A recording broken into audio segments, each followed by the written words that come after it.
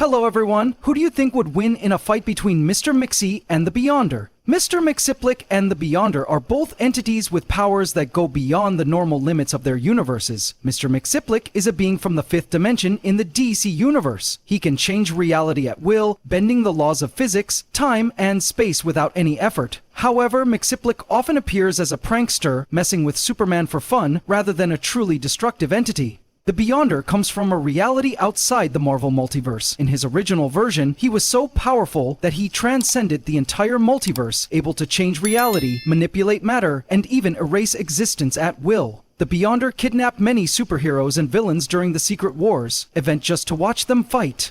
Remember to subscribe to the channel and press the bell icon and turn on notifications to see the earliest videos. Thank you. The Ivory Kings are considered the 3 most powerful Beyonders, or even the ultimate Beyonder entities. To defeat the multiversal eternity, all 3 must join forces, as a single individual is not enough to confront this cosmic entity. Furthermore, destroying the living tribunal also requires the combined power of all 3, emphasizing their importance in the multiversal power system. These entities possess the ability to manipulate reality at an absolute level, far beyond all laws of physics, time, space, and even the original concept of existence. As emphasized, they fought, they raged. This shows that this task was far beyond the normal level of difficulty. After they destroyed countless universes and caused conceptual entities to disintegrate on a cosmic scale. This means that neither the living tribunal nor multiversal eternity possessed their full power at that time.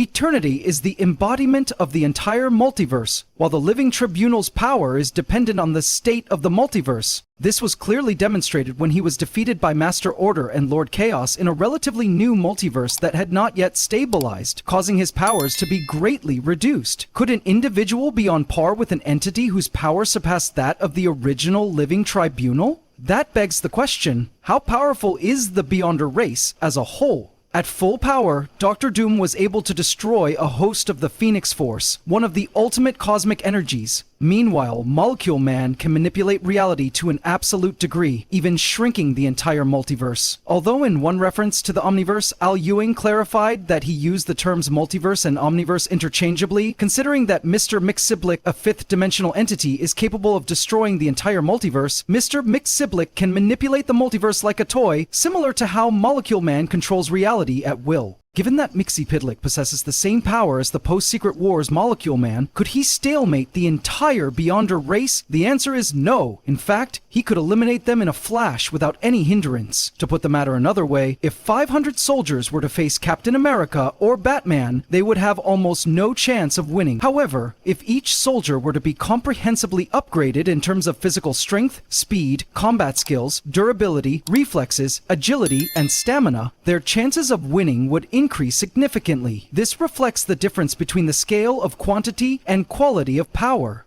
Unfortunately, this is not entirely accurate. Facing the Phoenix Force in a situation where 80% of the life and psionic energy of the multiverse has been destroyed is a completely different situation, not directly comparable. So what if an Ivory King, or even the entire Beyonder race, were put into this fight? It wouldn't make a difference. They would still be utterly destroyed. Even if, say, information were altered to give them an advantage, or if they were given superior powers over their opponents, the outcome would still be the same. They are linear entities, bound by the flow of time and unable to travel back in time. Mr. Mxyzptlk, on the other hand, exists outside of time and space, treating the entire multiverse as a mere entity. This means that Mxy could travel back in time before the Beyonders reached their ultimate power, steal the Beyond Realm's energy, and combine it with his own. What's more, he could absorb the power of the pre-retcon Beyonders, since the PRB is the embodiment of the Beyond Realm. However, Mxy doesn't have to do that. He can simply wipe out the Beyonders and their realms, ending their existence at the source. And yes, even though the Beyonders are considered omnipotent, they still have a starting point, as their nature is still bound to the linearity of time. Be sure to subscribe to the channel and hit the bell icon and turn on notifications to see the earliest videos.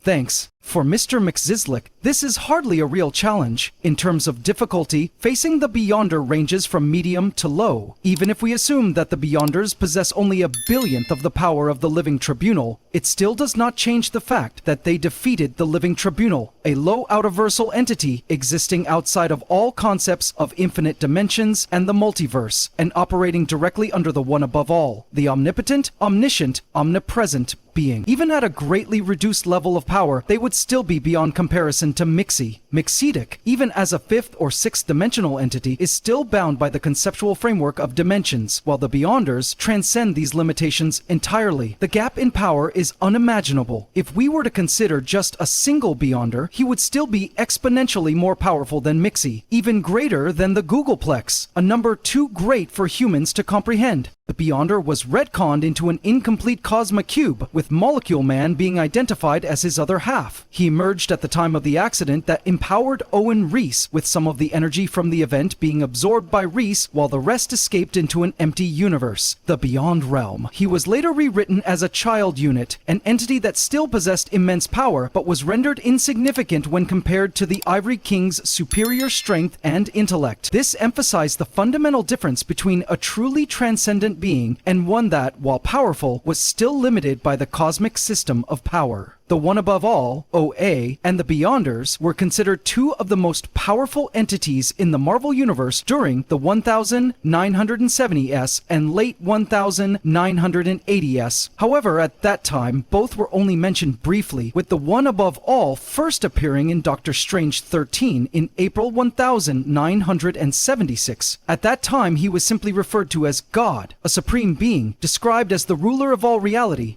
In Marvel 2-in-1, 621980, the High Evolutionary confirmed that supernatural entities were superior to all other beings. As a scientist with infinite curiosity, he learned about the most powerful entities in the universe. If the OAA at that time was seen as a god who ruled over all reality, but the Beyonders were described as being more powerful than all beings, including the One Above All of the 1970s, then that means that at that time the Beyonders possessed superior power than the OAA. And if we go by this logic, in a confrontation, but now the Omega Beyonders and the current One Above All, here, there is no doubt the OAA wins. He is not tied to the Marvel Universe. He is the only master. Yes, these two characters are certainly extremely powerful, but one is far stronger than the other, and that is the Beyonder. Whether you use the pre- or post-retcon version of him, he easily surpasses this. While the pre-retcon Beyonder is much more powerful than the post-retcon Beyonder, to the point where he was basically the One Above All before the One Above All first appeared, the post-retcon Beyonder is still incredibly powerful. Mr. Mxyzptlk is just a regular multiversal, which is nothing compared to the Beyonder. As you may know, Mr. Mxyzptlk is a fifth-dimensional imp. Well, in his post-retcon version, the Beyonder is still an 11th dimensional entity, and while it's never been stated how high on the dimensional scale the pre-retcon Beyonder is, you wouldn't be wrong in saying that he's an infinite dimensional entity. After all, he's said to be millions of times more powerful than all the characters in the Marvel Multiverse combined.